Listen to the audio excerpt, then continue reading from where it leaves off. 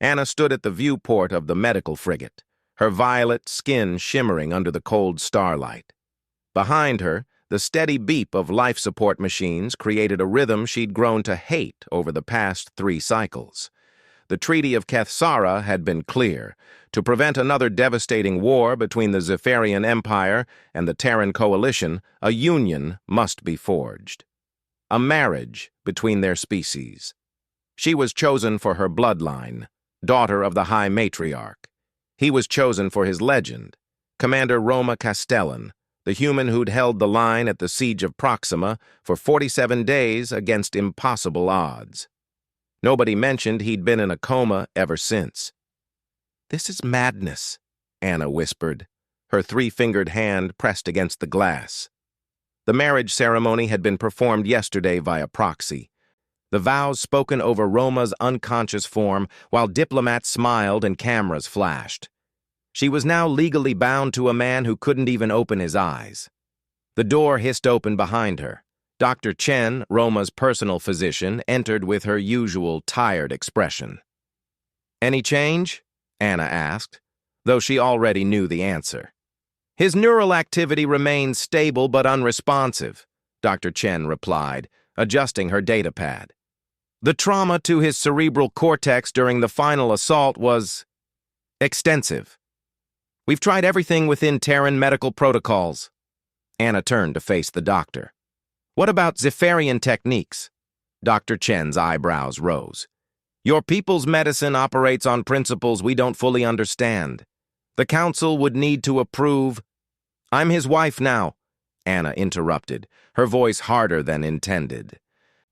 "The treaty grants me authority over his care, architected narrative tension between forced marriage and transformative human connection."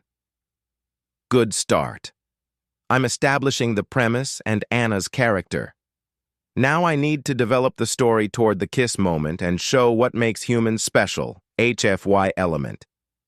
Let me continue building tension and the relationship despite Roma being unconscious. The doctor studied her for a long moment, then nodded slowly. "What do you have in mind?" Over the following days, Anna spent every waking hour in Roma's medical suite. She'd dismissed the ceremonial aspects of their arrangement.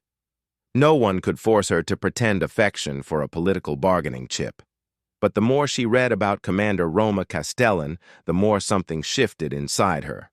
The files were extensive, not just military records, but personal logs, letters to his family, recommendations for soldiers under his command. At Proxima, when the Zephyrian fleet had surrounded the colony, Roma had transmitted a message that became famous across both empires. "If you're going to take this world, you'll have to go through every human on it first, and I promise you, we die harder than you expect." He'd been right. 47 days of brutal combat. The Zephyrians eventually withdrew, not from defeat, but from shock. They'd never encountered a species that simply refused to yield, even when logic dictated surrender. Anna found herself talking to him, reading his own words aloud. His face was peaceful in sleep, strong jawline softened, dark hair falling across his forehead. Humans were strange creatures, so similar to Zephyrians in form, yet fundamentally different in spirit. "You should have died 10 times over at Proxima," she said softly one evening, her fingers tracing the neural monitoring leads on his temples. "Our tacticians still can't explain how you held out. They think you're all insane." In Zephyrian culture, there was an old practice, the Sehkara, the life kiss. When a warrior fell in battle, their bonded would attempt to call them back through a direct neural connection, mouth to mouth, mind to mind.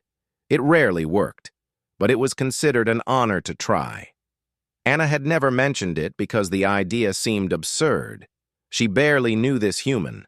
They weren't truly bonded. But as the 10th day approached, with Roma's neural activity beginning to decline, she made her decision. The medical bay was empty when Anna disabled the monitoring alerts. She'd spent hours learning Zephyrian neuromedicine techniques her people had developed over millennia.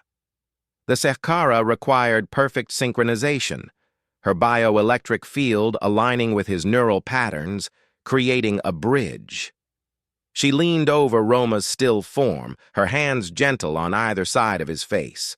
Up close, she could see the scars, thin lines across his cheek, a mark on his jaw, evidence of a life spent in combat.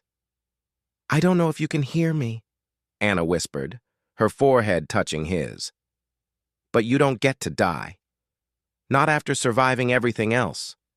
Not after becoming whatever this is between us." Her lips met his, and she released her bioelectric field. The effect was immediate and overwhelming. Images flooded her consciousness, not just memories, but feelings.